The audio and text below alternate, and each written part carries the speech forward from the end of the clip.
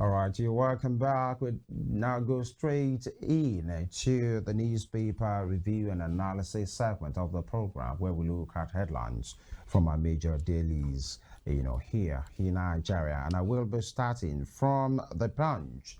The Punch newspaper, petrol price hike. Labour demands reversal, set to meet. Petrol price hike, Labour demands reversal set to meet from the front page of the Punch. And marketers await Dangote refinery pricing template as NNPCL emerges sole buyer, whatever that means. And of course, you can see the man, the happy man there, and the happy management.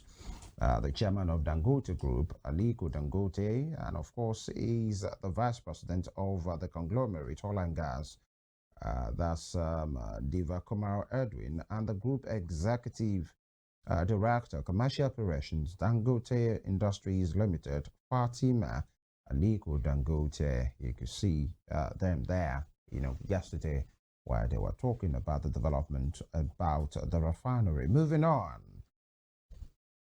Oyo Monarchs Course Council's Vice Chair tackles Shong over Ogbomoso Chief Imam. Again, Oyo Monarchs Council's Vice Chair tackles Shong over Ogbomoso's Chief Imam. That's one issue that has been raised and that has refused to die down, especially since, I think before, especially, let me put it, since Oba Gandhi Ohiolei got there, and it has been installed at the new show of Ogbomoso, and that center has refused to hold.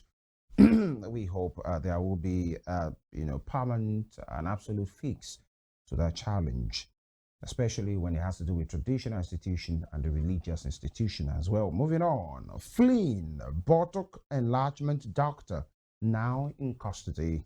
Lagos Police, and you can see the picture of the PRO of Lagos Police Command, Benjamin Ndengda, Flynn buttock enlargement doctor, now in custody. 34 Yobe villagers killed by Boko Haram get mass burial. We said this yesterday. 34, yesterday on Monday, 34 Yobe villagers killed by Boko Haram get a mass burial. They were killed, at least, I think, on Sunday or thereabout, on Monday. And for a fort that's not theirs, most of them are farmers, and they have been massively buried. Sad situation there. Top strip, hunger protest. Police quiz staff of wanted Britain. Police quiz staff of wanted Britain, and PDP governors knock Wike, say Fubara Rivers party leader. Again, PDP governors knock Wike, say Fubara is a Rivers party leader. This back and forth. The governors of the PDP visited Governor Fubara sometime last week. There was, maybe like a clapback to them by the FCT minister, Yeson Wike, where he said he was going to put fire in some of their states. Yeah, and these are some of the issues. Now, they have responded back to say, irrespective of what to say, Fubara is the leader there, Wike. I wanted to say Evelyn, I said Wike. Sorry about that. That's the thing. Now, what some of the leaders, Peter Ohiolei, former governor, two-time governor of Rivers State, has affirmed it in the past from his own end to say, you are our leader. It's not even. But Minister Wike is saying, don't touch my structure. The governor is always the leader of the party in the state. That's the highest ranking person. Exactly. That's the structure. That is the hierarchical structure. So them repeating it or trying to reinforce it or trying to reiterate it to make a statement. It's just for Wike to know that he's no longer especially in charge at the back Rivers of that State. Almost unfortunate, quite unfortunate statement that he said he was going to pull fire.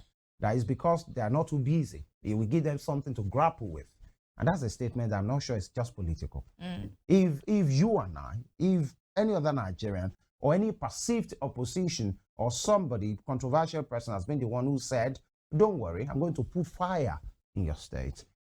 Will the security agents keep mum on this? Because this is beyond politics. For somebody, a high-ranking person, minister of the FCT, to say, it's like you guys don't have enough on your plate. That's why you are coming to say whatever you have said and to show the support and to maybe touch my structure, I will give you something to battle with so that you won't have time to do all that. And we still put that all on the altar of politics. Quite unfortunately, if you ask me. But the PDP governors have come back to say, I say what I said, or I said what I said rather, or we said what we have said.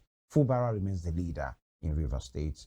And power generation hit 5,318 megawatts.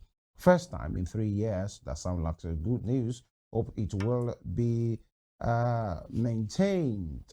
And Edo governorship poll, Igodalo will get over 65% votes. PDP boast. Okay, an APC-led government will build on Ohiolei's legacy of Pueblo. Interesting one there, especially on the heels of that statement. This is a time of unfortunate statement flying here and there. That will be all from the front page of the Punch. And we head on to the Guardian newspaper for today. Boldly on the Guardian newspaper today, confusion over new pump price as Dangote petrol sets full market. And you can see the decision makers there on the front page with Mr. President Bola Tinubu in the middle. Away from that, it's not that, just Mr. President, it's the Minister for Petroleum. Yes, Minister for Petroleum. All right, away from that, and like I said earlier, that a lot of people are anticipating what Dangote will bring to the table. Is it going to give a price lower than what the NNPCL is giving, or is it going to be more? That's what Nigerians are looking forward to right now. The excitement has actually fizzled out on, okay, we have a made in Nigeria refinery coming up and we're giving us petroleum, diesel, and all of that. Now we're talking about price. People want to know what the price is going to be. Is it going to drop to 500? Is it going to drop to 600? You know, there was a conspiracy theory. I'm not saying it's true, but some people say, or they believe that the federal government hiked the fuel price so that it will give Dangote refinery a soft landing when they come out with their own petrol, when they are set to hit the market with PMS, so that, you know, if the federal government or if the pump price at the time is put at, say, 900 naira to a liter, and Dangote brings a 500 or a 600 naira per liter, everyone is jubilating. At least, you know, we have. And then somebody's praise will be sung somewhere. So I'm not saying it's true, but that is a conspiracy theory. Wisdom. That some people are actually, you know, fronting. Away from that, suspected secessionists bomb Anambra Police Division. The way to, you know, ask for secession is not through violence. You can do this through, you know, negotiation and all of that, not through violence. I don't think that is the way to go. Court sends whistleblower to Kuje over classified documents leak. 2027, Obi unveils Tanko as coordinator of Obedient Movement. Femi, you would agree with me that Dr. Eunice Tanko has been one that has stayed consistent with Peter Obi, and also the Obedient Movement. We have had people in the Labour Party and also who were part of the Obedient Movement had a fallout from the party, or fallout with Peter Obi, or fallout with the Obedient Movement. But Eunice Tanko is one person that has stayed consistent and true and loyal to Peter Obi and the Obedient Movement. So I think this probably is a step in the right direction for Peter Obi. Choosing him, or, you know, picking him as the coordinator of the Obedient I think Movement. that's a word that you can put in line with Dr. Tanko, especially talking about the movement and the push for P2B to be president, especially in the last campaign. And you talked about people that have taken the exit, you know, but starting from his DG, P2B's DG, Dr. Doyin Okukwe, to the spokesperson, Kenneth Okonkwo, and, you know, but we wish them all the best. All right, beyond direct cash transfer to 4.3 million Nigerians. That's an editorial on the Guardian newspaper this morning. Falano faults treason charges against protesters. PDP governors fault Wike's fire threat. Nigeria, now third most indebted nation to World Bank's IDA with $2.2 billion. Only. Number 3 in the world. Only. Just 2.2 and billion. there's something about people saying that there is nothing wrong with loans. Yeah. There's nothing wrong with borrowing. But I always say that if we are not seeing the results of the loans, if we're not seeing the results of the constant borrowing, then it gives a cause for worry. It gives a cause for concern. Right. If you borrowed, let's say, 200 naira to purchase an item, and I am not seeing that item on the table, I think I should ask you, Femi, where's the product you said you were going to use that 200 naira to purchase? So I think if Nigerians are agitated that our borrowings are climbing up the ladder and we are not seeing the result of these loans, I think it's valid. It's a valid concern. It's valid, and the people in power owe the people that explanation, constant explanation, to say, for them to point a hand at visible evidence of whatever they have used that money for. Because the people in power, might not be the people to pay directly. Yeah. Nigerians, through one way or the other, through one suffering, through one perseverance, patience, the way they call it, will still be the one to pay back some of these things. And it doesn't come cheap. Yeah. We don't want to live in a kind of country that has borrowed away the future of the coming generation, especially on things that we can't see. Now, one unfortunate thing, I've repeated that like 2 or 3 times now, that people in power usually do, is to refer to people that ask this kind of questions as whalers. You will see them say Nigerians are insatiable. They will always talk, leave them. So they ignore people making that call. If somebody will come to say, you have borrowed 200 billion naira to do X, Y, Z, show us. And then you see the handler say, these are the work of oppositions. Can't you see? Can't you see? But then that thought, that call, as you said, is very, very valid. Yeah. And I think there should be a desk or a functional, emphasis on the word, functional desk and functional website in which Nigeria can say $200 billion or 200 billion naira was borrowed from China. It's towards the particular project. This is the project. If you want to go to a particular website, see the completion stage, see the construction stage, see what you are 65%, 70%, and Nigerians can put a footnote to that to say, here we are, this is what we are doing. And that's how to run a functional country, not when everybody... something funny just came to mind. You say that create a desk. I hope the federal government will not start to create another ministry of, what should we call it? Loan and budget. No, Ministry of Transparency. You can come up with anything, and they said the ministry will be saddled with the responsibility of being transparent, giving accountability, to the people. So please don't say let's create a new desk. And they will say you are the ones who called for it. Exactly. Lastly, on the Guardian newspaper, subscribers stranded as NIMC server downtime slows SIM updates. That's all from the Guardian. And I think, Evelyn, people need to do better. I know government handlers needs to do better, but I think our people too, we need a culture of doing things on time. Really, let's say this NIMC thing. For how long we have been on this thing? 4 years now. But then let's put so that we don't put the horse before the cat or cat before the horse. Or how do they say it now? Yeah. The thing is, sometimes the people, the agencies who are supposed to do these things don't make it easy for people. And that's why you see Nigerians say, I'm no more interested. Because I've seen people who have gone to maybe some of these shops, these enrollment centers, and you see a lot of people on the queue, and you feel like, no, this is not for me. I have a work to go to. And some of these people don't work on weekends. Yeah. So their own work days are your own work days as well, and you want to maximize. And then you get there. I know a particular place in which I know very well, in a particular town, not too close, not too far from us, that people will get there, they will be sitting. They will be the one to even sometimes help the person to clear, open the shop and get things ready. How Nigerians can be like, just go to your system. Let's help you with other things, because the person will stroll in majestically and tells them, oh, I can only take 20 people today. That's the situation in this. I know what I'm saying.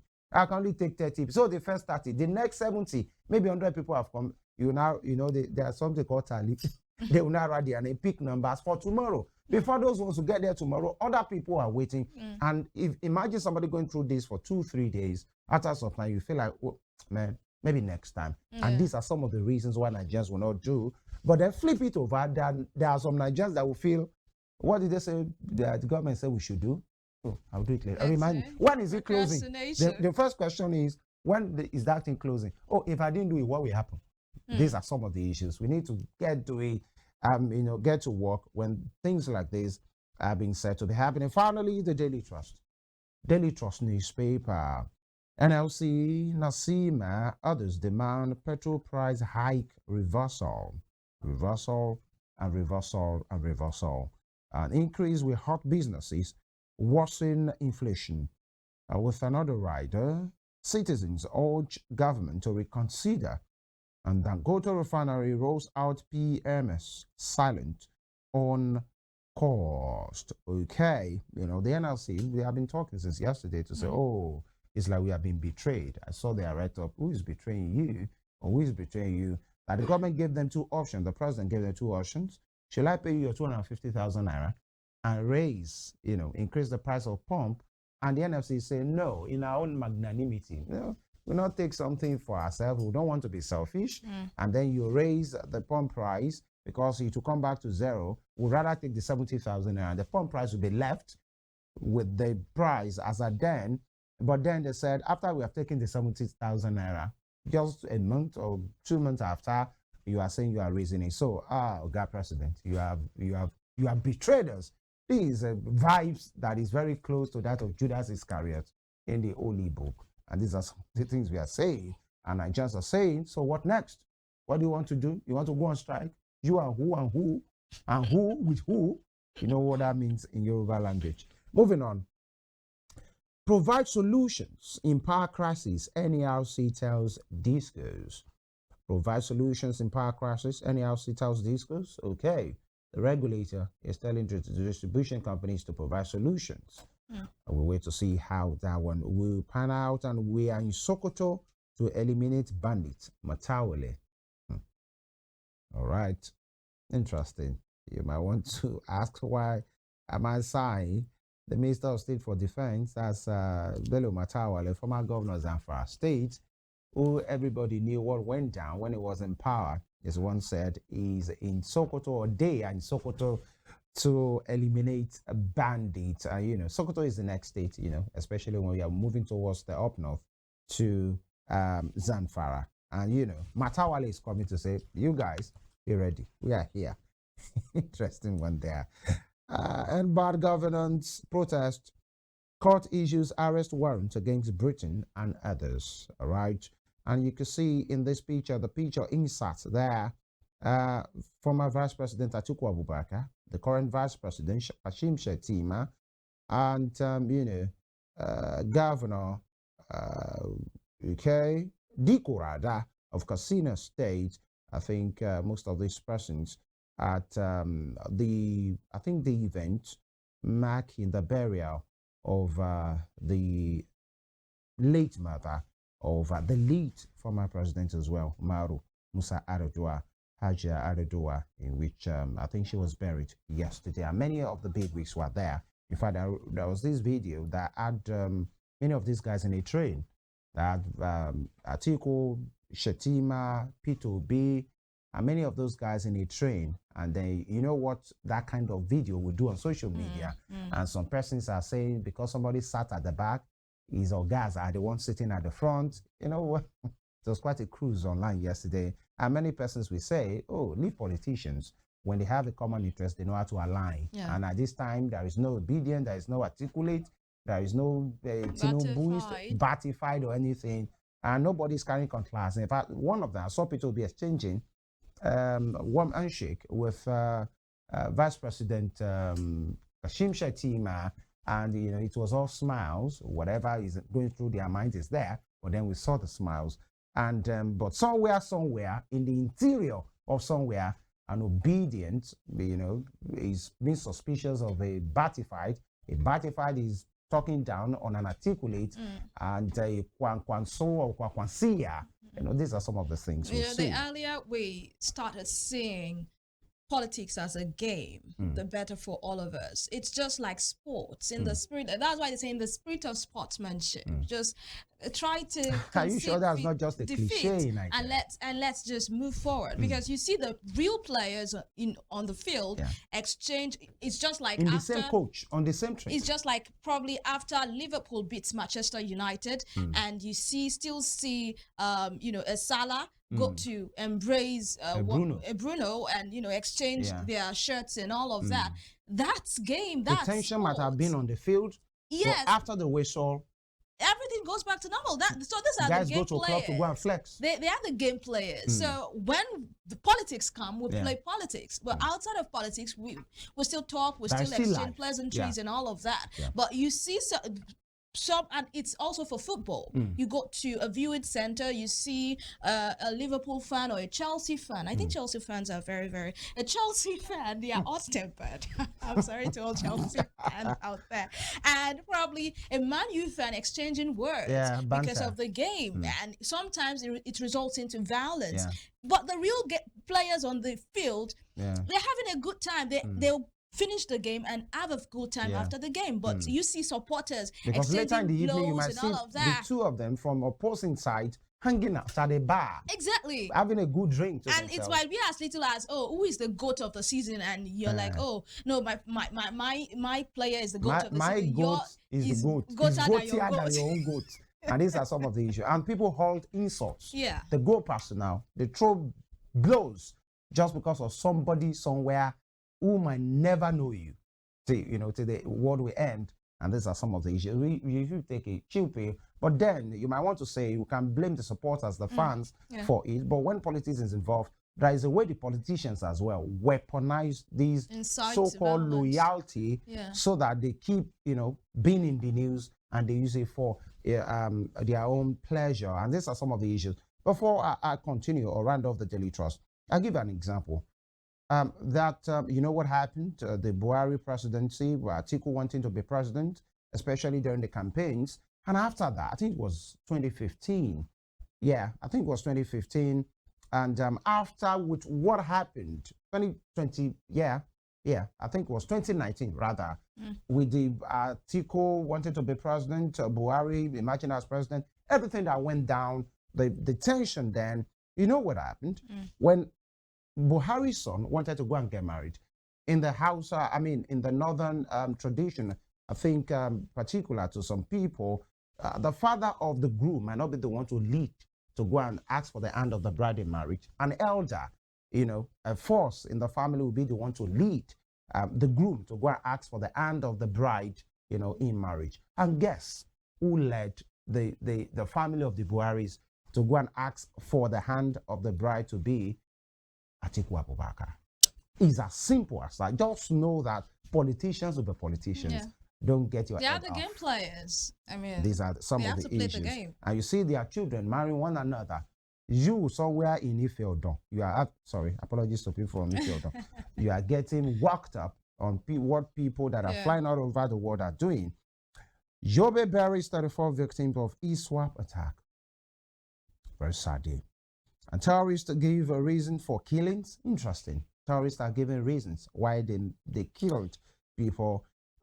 General Atiku, General Akilu rather, beg your pardon. General Akilu recommends IBB security strategies to tackle banditry and kidnapping. That will be all from the front page of the Daily Trust and for this segment this morning. When we come back, we speak again about the state of the nation, but sticking with the economy, especially the manufacturing sector. What do we have? The GDP, the figures are not smiling, decline, in these figures. And what does it mean for manufacturing, the Dangote, pricing, rolling out of PMS, everything? How would this hamper the manufacturing sector, the energy crisis, and some of these things? We will be looking into that, the course of the program. Stay with us. We'll be back.